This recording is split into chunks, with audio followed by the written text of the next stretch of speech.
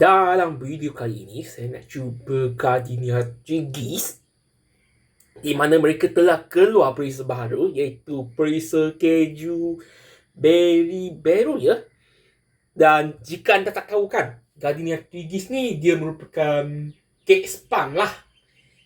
Dalam tu memang ada dua. Adakah rasa dia sedap?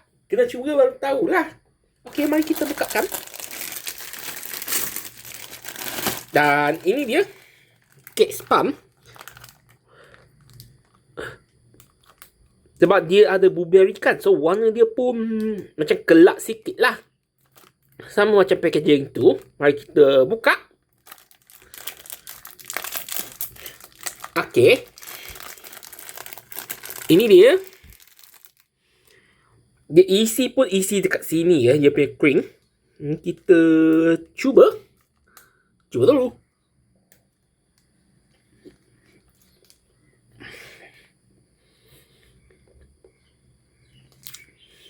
Dekat packaging tu banyak cream, tapi dekat sini cream macam telah dimakan oleh kek lah. Tapi saya kena cakap, memang sedap, memang lezat.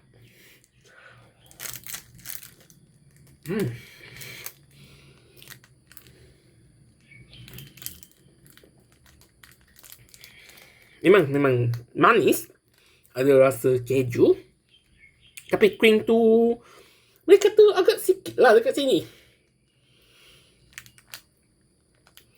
So jika anda boleh dapat, boleh belilah Gardenia Twiggies perisa keju dekat kedai yang berdekatan dengan anda ya.